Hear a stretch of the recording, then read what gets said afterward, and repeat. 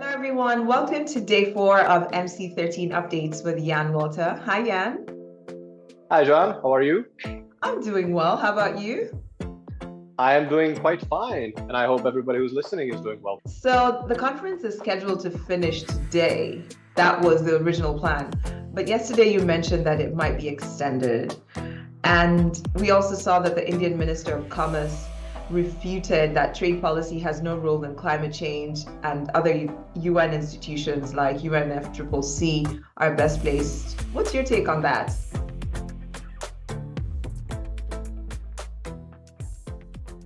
I'll take the first one on the extension. Look, it is a moving target. Obviously, the most senior figures and the key delegation and the key ministers, they have their schedules as well. So there was recently an announcement about the ministerial being extended until midnight tonight.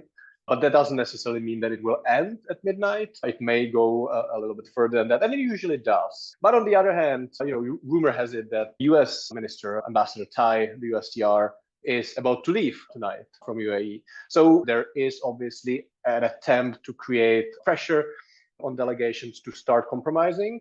So we will see. We might be done tonight. We might also be done tomorrow. There is a brewing discussion or brewing work stream in the WTO on industrial policy. And now while the EU is looking at this and pushing, let's talk industrial policy with regards to environment, India is more looking at this together with the African group as this is the traditional sense of industrial policy and creating policy space. Okay. And in terms of what is happening at the conference right now, can you paint a picture for us just to get a feel of what else is happening besides that? Yeah, I definitely can. Things are very much happening. The stakeholders are there. How the negotiations happen is that during the first days and pre-MC13, it's mostly delegates coming to negotiations and trying to distill the landing zone. So trying to really scrape it to the bottom of what is possible on a delegate level and what is not. And on what is not, it's not as simple as, yeah, this is not possible to do on our level. Let's leave it to the ministers. The delegates, the negotiators need to really sharpen the choices, right? So they really need to come eventually to text. To give you an example, we now have a facilitator's text on e-commerce, which is a clean text, but has two options at the end. It's either one or the other, right? And that's the third part. So first is distilling the files, the dossiers into which ones need to get to ministers. Then it's the sharpening to really have clear choices. And then it comes to the third one, and which is basically political decisions. And eventually there will be this happens very organically. It might happen in a meeting room. It might happen in a hall that some of the key players kind of huddle together and they do the horse trading. And, these are the clear choices. Yes, no, on fisheries. It could be certain numbers or certain provisions that kind of make it possible to horse trade, right? If you are too complex, it's difficult to exchange that. So it's basically trying to make it as simple as possible before the last night. And on the last night, there are the political choices to be made. Okay. I like that you've broken down the steps that are taken in the negotiation process. Can you tell us what is then the role of businesses and civil society in this? Well, an important one, I would say. And I'm on that side. Even 1.5 years ago, I used to be on the side of the negotiators. Now I'm on the civil side or stakeholders or civil society side. And yes, that role is important because stakeholders have the experience from the field, from the real life trading, right?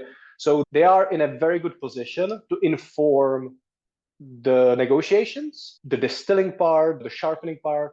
But obviously, at a ministerial, it becomes important that they're in a good position to inform the ministers on the final choices. They're basically informing them what makes sense, what doesn't make sense. An example on agriculture, for example, if the ministers are kind of appearing to move towards something that would be really harmful to both consumers and businesses, then the stakeholders raise their voice and say, look, this is not the right path to go. And there are many other examples like that. So for the stakeholders, it's really about, one, they need to gather intelligence. And that's obviously done through being able to talk to the delegates and to ministers and to the negotiators.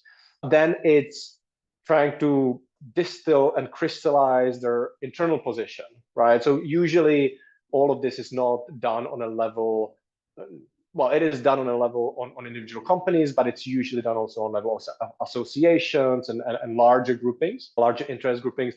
But it can also be done in all businesses believe this. And I've said, I think it was yesterday when I said on the e-commerce moratorium, it's clear. Businesses, as well as many other non-private sector stakeholders, they want an extension. And this is informing the debate. Trying to capture the mood, trying to capture where is it moving, and trying to steer it in a place which makes sense, which, the WTO is here to make trade flow better, and also to make sure that trade benefits all.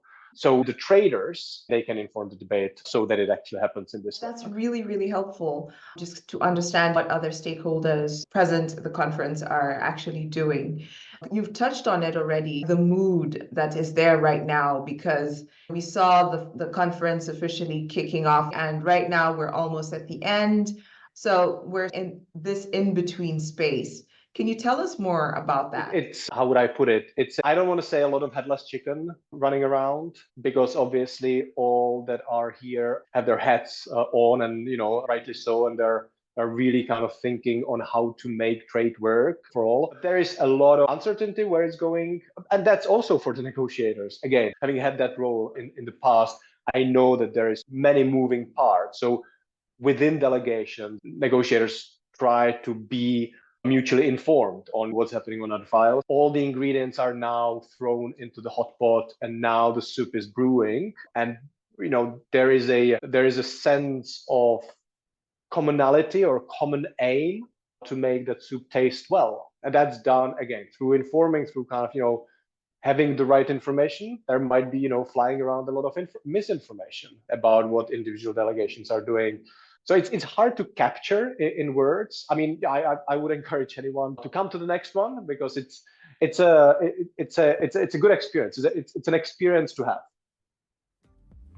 Right, and to basically plan for a few extra days in case the conference is not ending on the exact date, right? Always. All right, thank you so much, Jan, for today, and we look forward to connecting with you tomorrow, hopefully for a wrap-up on the possible outcomes. Yeah. Hopefully so. We are we're getting there. Yeah. It was good to talk to you, John, again. Take care, Jan. See you tomorrow. Bye.